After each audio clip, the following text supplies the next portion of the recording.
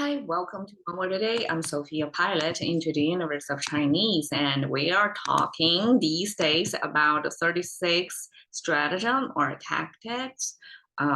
So it's generations of scholars summarize the best practice in a wartime. So maybe it's still relevant today. Like yesterday's phrase, we talked about 以逸待劳, which is you do minimal, just wait and treat this to your, like, serve this treatment to your enemy when your enemy themselves are going to hard labor, going that extra mileage of working night shifts, something like that, by exhaust themselves first before even involved in direct combat. So that's the concept of 以逸待劳, and I think this is good advice even for today. Like you don't want to exhaust yourself, you want to exhaust your enemy. So I guess in contemporaries, understanding or application, the enemy is not really enemy as in a battle, but the enemy could be the target or the task, whatever you want to finish or accomplish. So exhaust that one first before you apply yourself, be the labor, but be on the leisure side. Okay, so today we talk about 擒贼擒王. Sometimes in the contemporary Chinese, we say 擒贼先擒王. We add a 先, like a first. So before you defeat the whole group of criminals, before you do that, you capture their leader, their boss, basically, first. So you go to the highest, like go up the command chain, take down the top guy, and that makes the rest of it easier. So that's the main concept. Let's look at the word here. 擒, we have the 5-finger hand symbol. I tried to render that, but okay, so that's 5-finger hand symbol there. And the right side is wow. It's a very visual representation of capturing of beast or animals back then. Okay, because it was still at a hunter-gatherer society, like before the agriculture, right? Still hunter-gatherer society, and even during the agriculture society, even today, there's still hunting going on, right? So this is one way of hunting, which involves a trap, which is this dig down hole, and a cross, like that's the taboo place. Don't go there. If you go there, you're in trouble. So that is a trap setting, right? And then here, this shape, according to some scholars that I cannot really see it, but it depicts the beast steps, like beast walking steps. Go figure, I have no clue, but this looks like maybe the beast tail. Cannot really tell. Or this could be the footprint left by the beast. But in any case, the whole frame here means something about an animal, about a beast. It's not something you can just kill randomly, casually. You have to capture. You have to set up a trap for them to fall into. You have to win, so to speak. You have to hunt them by your humanly intelligence, not by force. Okay, and the top is our concept of 今, so it means today. So yes, it is today. It has this roof thing. You can regard it as a domestic space, but how it means today, it came from, okay, it almost looked like a closed triangle, except it has openings over here, right? So this triangle structure means past, future, present, right? Past, future, present. So it's according to the human's perspective, that's our understanding of time. We cannot like inter-time travel yet, right? So I have to separate time done, time not done yet, and time now.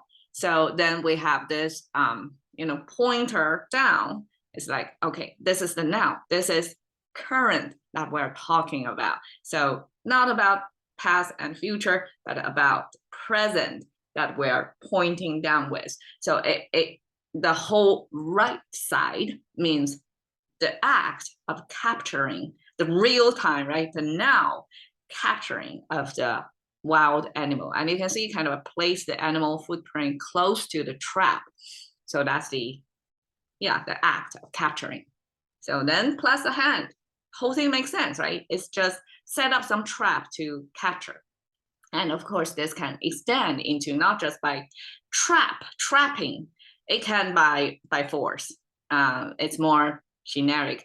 Now I translate it as defeat, because, or I mean, it could be capture. Capture means what we do to criminals is capture, right? Okay, so try to get hold of them, basically, right? So that they're not like the they here could be translated as outlaws as well, right? Okay, they's understanding here is we have this shell, seashell, and then have the two legs. This can be, I guess depends on the length of the leg. These are pretty long proportion of the leg, because we also have a seashell icon. I just realized this, sorry. That have a short legs, right? That's more proportional. It looks like a seashell, and then the soft body inside the inhabitant, the renters of the seashell, the sea animal, soft body dangling outside. So that's my original understanding of the seashell depiction. But now the two legs are too long for it to be a sea animal. So I view it now as vision, because the two legs are human figure, and when we add something on top of it, we often split it a little bit to be more visually stable, right? And then the top of it, this icon means eye. So it's a human eye. So that's a human see, that's a human observation of things. And then the right side here is our knife or dagger that we met this character yesterday. That's a visual depiction of two edges, but actually in Chinese Dao, we often mean it's one edge. So Dao was used to separate things, to discern. So basically it's a discerning of things. And you can view it as you observe and then discern. And that's kind of like a rule setting. Well, now I cannot complete my story. So according to some scholars, this icon, so these two icons together means discipline, means rule setting. How it was rule setting? Because the left side is still a seashell, which is the ancient currency. So currency separating or cut it into, or distribute, cut it into several halves, several portions, so that kind of the transaction fair. So it's a kind of a market practice, basically. So we use that as like a fair exchange of currency, of resources. That's the kind of rule we want to depict here.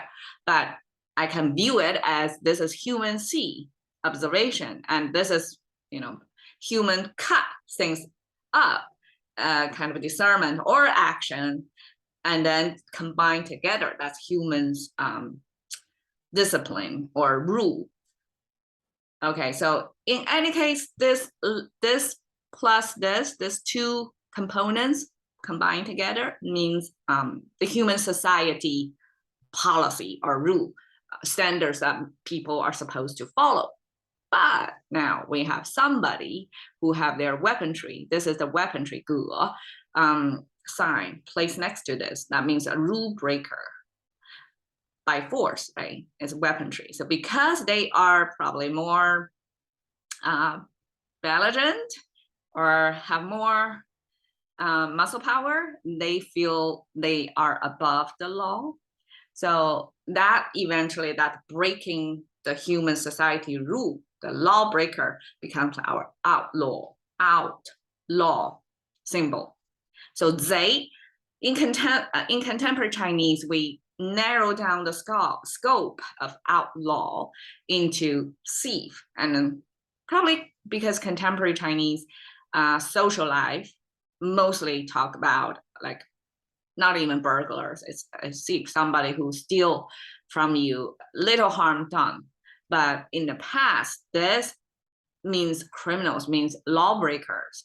So that's the origin. So you want to, so this is talking about in a battle application, and you're regarding your opponent as criminals, as outlaws. Of course, it's according to your law, right? They want to expand their territory as well. Same kind of motive or mechanism, but in a battle situation, you view the enemy as they are the outlaw, right? They're the criminals, and so you want to defeat them or capture all of them.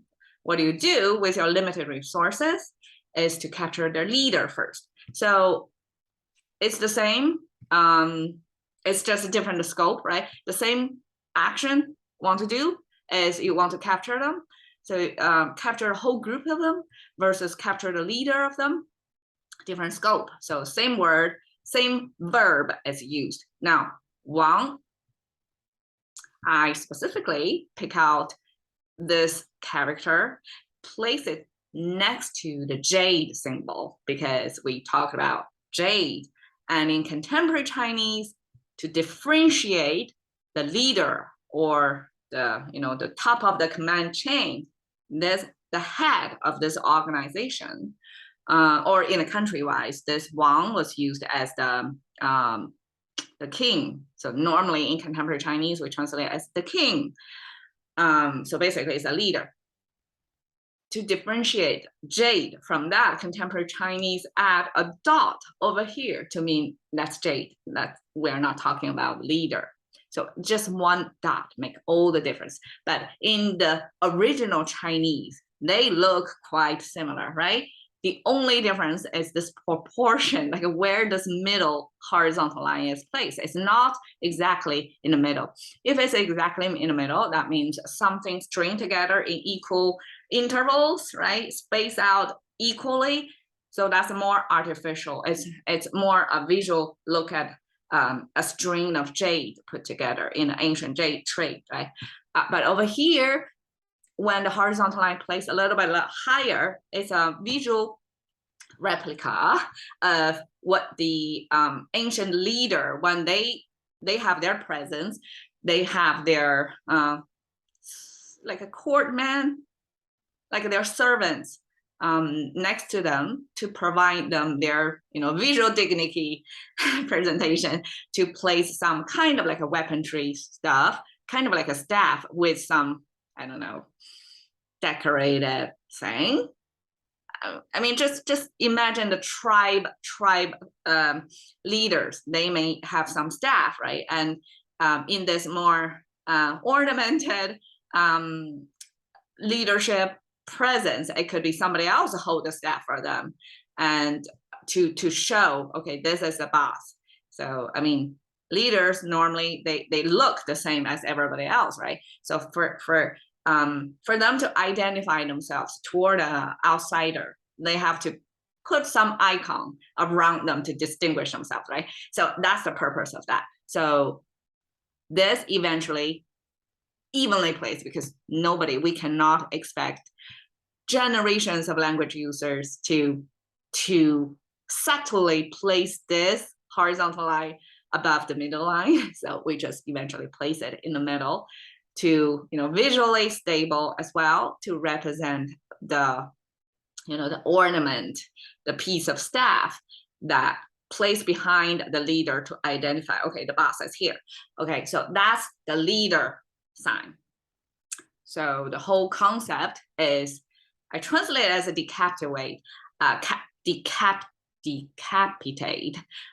It's not a decapitate of an individual. It's decapitate an organization, a group. So in an organized group, right, somebody is the head, somebody is the boss, somebody is the thinker, the planner, and the rest of them are the executors, right? So in this case, is to capture the head first, as if to cut off the head from the organization. So in that sense, it's decapitate. Okay, and while I'm searching on this to find a visual representation, this John Wayne movie, which was a bomb back then in the 1970s, show up. So I guess the storyline of that Western movie talks about this strategy a little bit, so that somebody translating it, importing it to China, thought 擒贼擒王 was a good capture. I mean, good translation of that concept of what's told in the story. I didn't know much about the story, but I could fully imagine for a group of outlaws, if you want to capture them, the best approach is to find out who is the brain and go after the head. So that's our 擒贼擒王.